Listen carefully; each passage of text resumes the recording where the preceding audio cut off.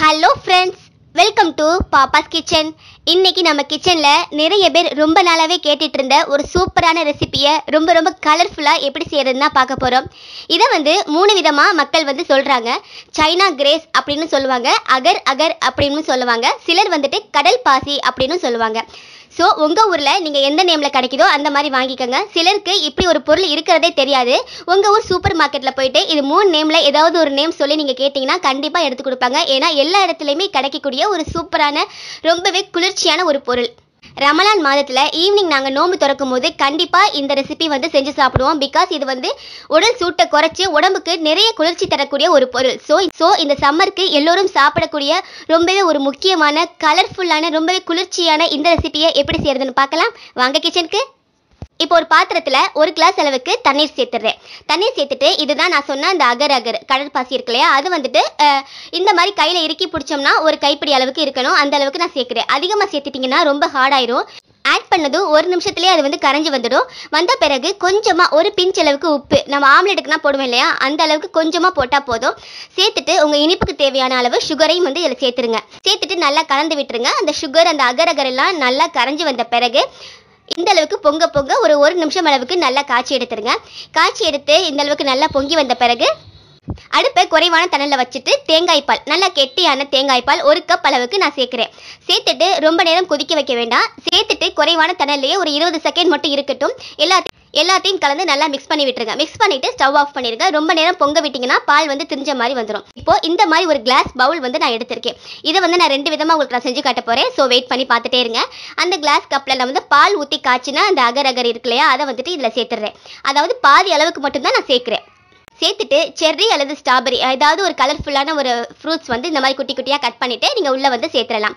உங்களோடவே இளநீர் நம்ம குடிக்கும் போது உள்ளுக்குள்ள தேங்காய் மாதிரி ரொம்ப சாஃப்டாக வலுவலன்னு இருக்கும் இல்லையா, அதையும் கொஞ்சம் நான் கட் பண்ணி குட்டி குட்டியாக கட் பண்ணி வச்சுருந்தேன். அதையும் வந்துட்டு ஒரு 3-4 பீஸ் அளவுக்கு நான் ஆட் பண்ணுறேன். இது வந்து ஆட் பண்ணிவிட்டு சாப்பிடும்போது நமக்கு உள்ளுக்குள்ள நல்லா கடிப்படும். ஸோ சூப்பராக இருக்கும். இப்போ இதை வந்து ஒரு 5 நிமிஷம் நம்ம ஃப்ரீசருக்குள்ளே வச்சிடலாம்.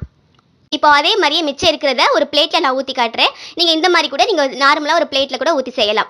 பிளேட்லையும் உள்ளுக்குள்ளே அந்த செர்ரி அண்ட் அந்த இளநீரில் உள்ள தேங்காய் இருக்கு இல்லையா, குட்டி குட்டி வலுவலுண்டு அந்த தேங்காய் மறுபடியும் இதில் நான் சேர்த்துக்கிறேன். இது வந்து நீங்கள் இப்படி செய்யும் போது நீங்கள் கடிக்கும் போது உள்ளுக்குள்ளே அந்த ஸ்வீட்டு அந்த புளிப்பெல்லாம் வாயில் தட்டுப்பட்டு ரொம்ப சூப்பராக இருக்கும். ஸோ இதுக்காக இதை நான் ஆட் பண்ணுறது. இதையும் அதே மாதிரியே ஃப்ரீசரில் ஒரு 5 நிமிஷம் வச்சிடலாம். இப்போ அதுக்கிடையில் மறுபடியும் ஒரு பாத்திரத்தில் அதே மாதிரியே 1 கிளாஸ் அளவுக்கு தண்ணீர் சேர்க்குறேன். அதே மாதிரியே சேம் மெத்தட் தான். இந்த மாதிரி அகர் அகர் வந்து ஒரு கைப்பிடி அளவுக்கு நீங்கள் இறுக்கி பிடிச்சிங்கன்னா இந்த மாதிரி ஒரு கைக்குள்ளே அடங்கும். ரொம்ப சேர்த்திங்கன்னா ஹார்ட் ஆயிரும்.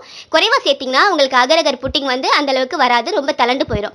ஸோ அகர் அகர் நல்லா கரைஞ்சி வந்ததும் இந்த மாதிரி பொங்க காய்ச்சி எடுத்துருங்க. காய்ச்சி எடுத்துட்டு இதுலேயும் அதே மாதிரி தான் சேம் ஒரு பிஞ்ச் கொஞ்சமாக உப்பு வந்து சேர்த்துக்கலாம். ரொம்ப சேர்த்துறாதீங்க, உப்பு கரைச்சிடும். அதே மாதிரி உங்கள் ஸ்வீட்டுக்கு தேவையான அளவுக்கு சுகரையும் வந்து இதில் சேர்த்துருங்க. ஆல்ரெடி சொன்ன மாதிரி அந்த சுகர் அந்த அகர் அகர் வந்து நல்லா கரையிற மாதிரி பொங்க காய்ச்சி எடுத்துருங்க. ஒரு நிமிஷம் நல்லா பொங்க காய்ச்சி வந்ததும் இளநீர் தண்ணி இருக்கு இல்லையா, அதை வந்துட்டு ஒரு 200 ml அல்லது 250 ml தனியாக வந்து எடுத்து வச்சிருந்தேன். அதை வந்து இதில் சேர்த்துறேன். நம்ம ஆல்ரெடி தேங்காய் பால் ஊற்றி செஞ்சோம், இது வந்து இளநீர் ஊற்றி செய்கிறோம். சேர்த்துட்டு கலந்து விட்டுருங்க. இதுவும் வந்து ரொம்ப நேரம் கொதிக்க தேவையில்லை. ஒரு 10 அல்லது 20 செகண்ட் லேசாக கலந்து விட்டுட்டு எல்லாம் மிக்ஸ் ஆனதும் இதையும் வந்து நீங்கள் ஸ்டவ் ஆஃப் பண்ணிடலாம். இப்போ நம்ம ஃப்ரீசரில் வச்சது ஃப்ரீஸ் ஆகிருக்கு. ரொம்ப ஃப்ரீஸாக இருக்காது, ஆனால் மேலே நீங்கள் கை வைக்கும் போது உள்ளே போகாது. மேலே வந்து நார்மலாக ஒரு சாலிட் மாதிரி வந்திருக்கும் உங்களுக்கு. ஸோ இந்த மாதிரி வந்த பிறகு நம்ம இளநீரில் காய்ச்சின அந்த அகர் அகர் இருக்கு இல்லையா, அதை வந்துட்டு மேலே ஊற்றிடலாம். மேலே நீங்கள் அப்படியே ஊற்றுனீங்கன்னா இது வந்து ரொம்ப நேரம் ஃப்ரீஸ் ஆகலை. ஸோ டக்குன்னு ஓட்டை விழுந்து உள்ளுக்குள்ளே போயிடும். ஸோ மெதுவாக இந்த மாதிரி ஸ்பூனில் வச்சு மேலாக லேசாக ஊற்றி விடுங்க. நீங்கள் நார்மலாக ஊற்றுனீங்கன்னா அந்த இடத்துல மட்டும் ஹோல் மாதிரி விழுந்துடும். ஸோ மெதுவாக பூ மாதிரி மேலே ஃபுல்லாக எல்லா இடத்துலையும் ஊற்றி விட்டுருங்க. கீழே தேங்காய் பால் ஊற்றின அகர் அகர் வந்து 1 இன்ச்சு கணத்துக்கு நீங்கள் ஊற்றிருந்தீங்கன்னா அதே மாதிரியே இதையும் மேலே வந்து 1 இன்ச்சு கணத்துக்கு ஊற்றிடுங்க. ஊற்றிட்டு முன்ன வச்ச மாதிரியே இளநீரில் உள்ள தேங்காய் எடுத்து இது பண்ணோம் இல்லையா, அதை வந்து மறுபடியும் இதில் சேர்த்துடலாம். இது வந்து உங்களுக்கு பிடிச்ச மாதிரி ரொம்ப குட்டி குட்டியாக அல்லது வந்து நீல ஷேப்பில் எந்த மாதிரி வேணாலும் கட் பண்ணிக்கலாம். அது வந்து உங்களுடைய கைவண்ணத்தை பொறுத்தது. ஸோ அங்கங்கே அதையும் வந்து தூவி விட்டுருங்க. செர்ரி அல்லது ஸ்ட்ராபெரி ஏதாவது ஒரு கலர்ஃபுல்லான ஒரு ஃப்ரூட் வந்து இதே மாதிரியே உள்ளுக்குள்ளே வந்து ஆங்காங்கே வந்து எடுத்து வச்சுருங்க.